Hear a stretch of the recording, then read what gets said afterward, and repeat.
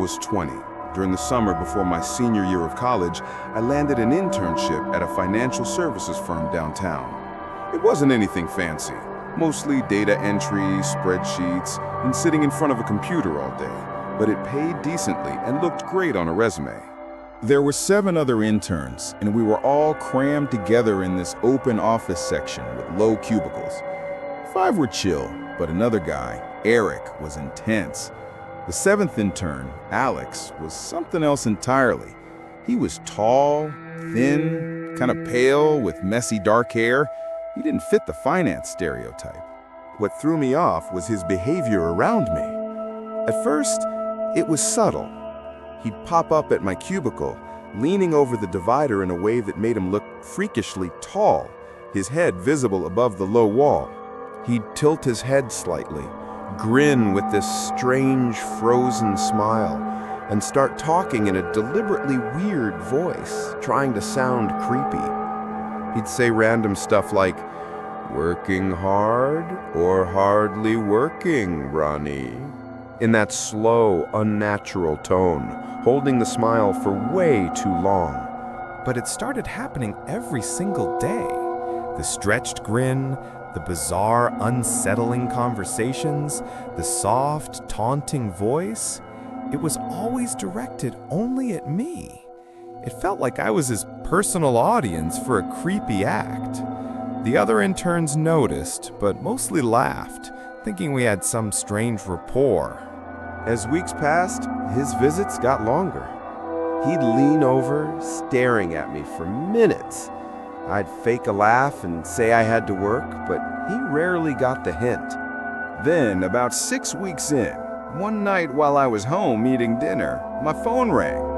It was an unknown number, a landline. I answered, and after a few seconds of silence, I heard it. Alex's voice, using the same forced, creepy tone from the office. He said, "The tide's coming in. Pull your boat out of the water," dragging the words out like a riddle. Then he burst out with an insanely unhinged laugh before hanging up. The thing that made my skin crawl was that I had never given Alex my number. I texted the number back, but the message failed. It was a landline. How did he get my number? That Monday, Alex wasn't there. His desk was empty.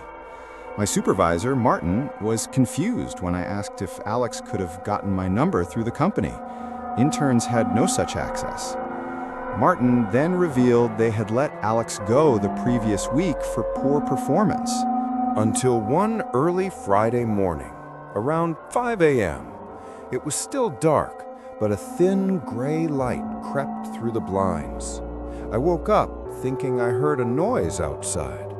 I got up and looked out my window. I wish I hadn't. Standing in my backyard, between the trees and the porch light, was a figure looking up at my window. Even in the gloom, I knew immediately who it was. Alex. I froze, staring. Then, clear as day, I heard him call out my name in that same creepy sing-song voice he used at work. He dragged it out long. I grabbed my phone to call 911 when I saw him tilt his head back and start laughing. I shouted, yelling that I was calling the police and waving my phone. He stood there for a second longer, then turned and started walking away, still laughing as he disappeared into the trees behind my house. All I know is that for a few months I worked alongside someone who had something way deeper going on. I'll never forget the sound of him laughing in the dark, as if it was all one big joke that only he understood.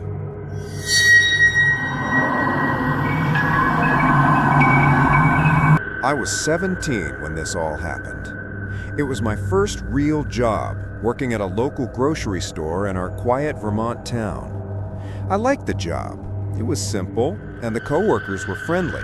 I worked with a guy named Sean, 24. A little awkward with longish, messy hair. He worked in the dairy section, so we didn't interact much. He was quiet and polite. Eventually, I was added to a coworker group chat, and he was in it.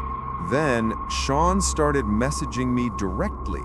At first, it was harmless, asking about shifts, But over a few weeks, he clearly tried to get closer, asking about my personal life, music, after-work plans, weekends. The tone was off. He'd call me cute in uncomfortable ways and make slightly flirty jokes. I was only 17, and he was significantly older. I tried to ignore it, thinking he was just socially awkward. His behavior became annoying. He'd comment on my online posts, and the messages were sometimes late at night. One day at work, while chatting about TV, Sean suddenly asked me, "You like Stranger Things, right?" I froze. I couldn't remember telling anyone at work about my favorite show. I just nodded, but a cold feeling settled in my stomach. How did he know? He just smiled awkwardly and left, but I couldn't shake the feeling that he was watching me more than I realized. A few nights later, the fear really started. I was lying in bed when I heard a soft scraping noise against my bedroom window. Then, a distinct light tapping. I peeked through the blinds, half expecting to see Sean, but there was nothing. A couple of days later, he texted me again. This time, I replied, telling him clearly and firmly that I wasn't interested. Almost immediately, he replied, "Okay, good luck changing your address." I was stunned. In that one insane text, he confirmed my suspicions. I saved the messages and went straight to my manager, who was shocked and told me they'd handle it. My dad and I also went to the local police to file a report. The next day, Sean was called in by our boss. He was fired on the spot, and the police started the paperwork for a restraining order. Even with the restraining order, I didn't feel safe. I became obsessive about checking locks, ignored unknown numbers, and avoided talking about my routines. I would wake up at night convinced I heard something outside. The fear was real. The scariest part wasn't that he might have harmed me physically, but how quickly someone who seemed normal could turn into a source of psychological fear. It started with small, seemingly innocent interactions and escalated.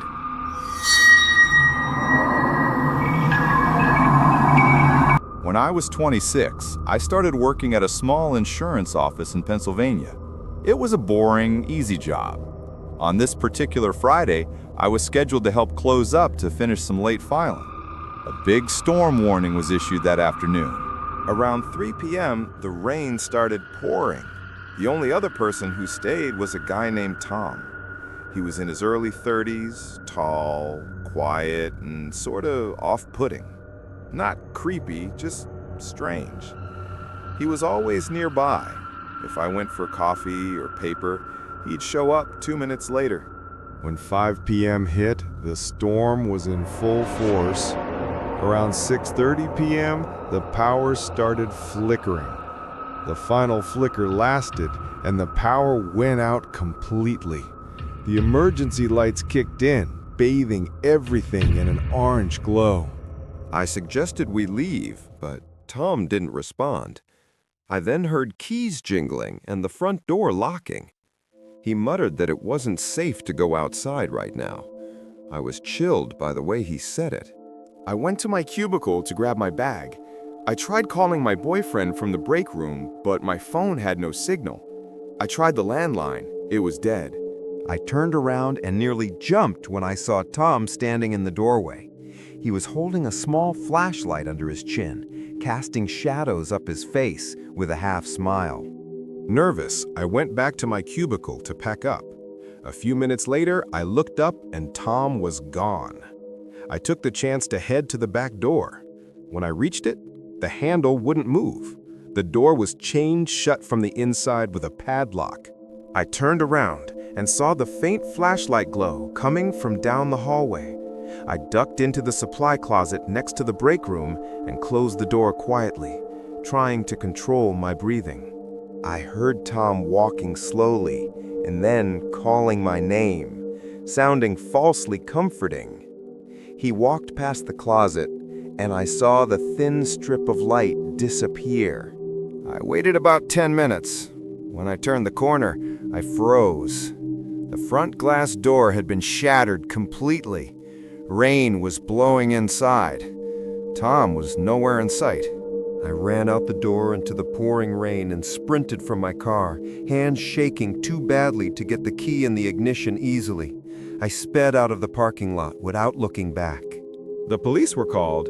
They said Tom had taken off. His car was still in the lot, unlocked, with his personal belongings inside. Nobody ever saw Tom again.